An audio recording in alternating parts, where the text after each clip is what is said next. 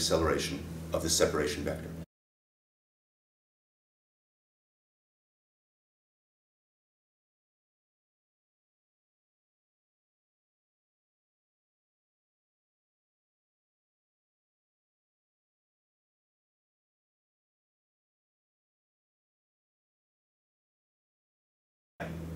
Although inertial particles remain inertial, they experience a relative acceleration. How would that translate in terms of a world line? Here you have like a particle and a... So if we look at the world line of this particle and the world line of this particle, or this particle and that particle, right? These two or these two, what will we see? Now the first problem is to translate the pictures, because one is a time-based picture.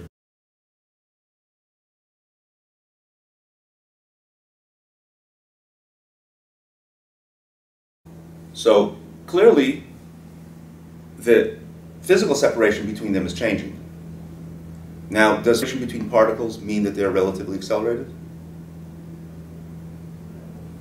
No, because you can have particles that are moving like this, both uniformly, right? Both inertial, and the separation between them, here's the separation, here's the separation, here's the separation is getting smaller and smaller and smaller and smaller and smaller, then bigger and bigger and bigger and bigger. But that's just simply the relative motion of two uniformly moving particles. There's nothing unexpected about the fact that the separation changes with time. What would happen if the particles were accelerating, even if they were moving along a straight line? Let's say these particles are not moving uniformly, they're accelerating. What would happen to this separation? If you think about it, you'll see that this separation will not just change, which is a first derivative, it'll have a non-zero second derivative. The separation amount accelerates, so to speak. There's a second derivative of this, not just a first derivative, meaning the separation distance changes in a constant way. This separation will change in a non-constant way. There will be an acceleration of the separation. So we make a vector between them, you have the difference, and you find a second derivative non-vanishing. All right, so that's the way we would notice it in terms of the distance between them, and we can do the same thing for world lines. We can take two inertial world lines, and we look at the spatial, this is the spatial axis, and this is the time axis, and we look at the spatial distance between the two particles at any given time. That gives us the separation between them, the physical separation.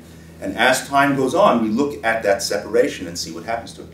Now, what does it mean as time goes on? We have to count time along as the world line kind of, and we measure the spatial distance between these lines.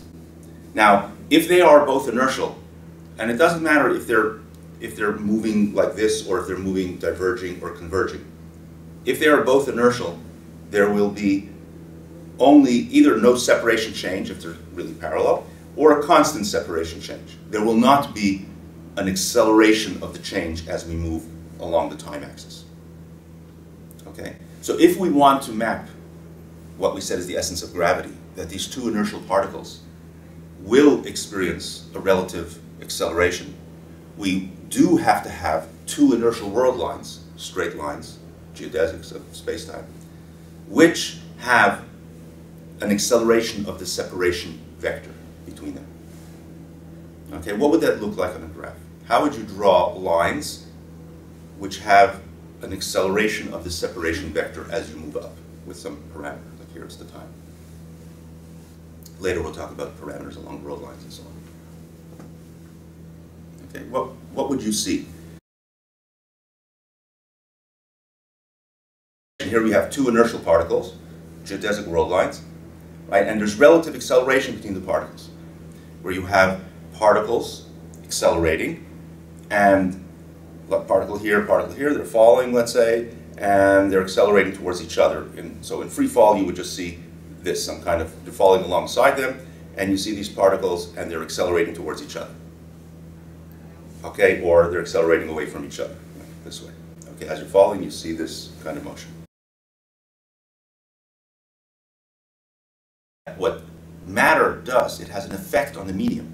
Now, we thought of the medium before as space, now we understand the medium as space-time. It has an effect on the medium, space-time. Geodesic world lines, that despite the fact that these are geodesics, there will be this, and we call it deviation of the geodesics. In other words, there will be this relative acceleration of the separation vector between them, which translates, of course, into, if this is a map of space-time, then it translates into relative acceleration of neighboring inertial particles.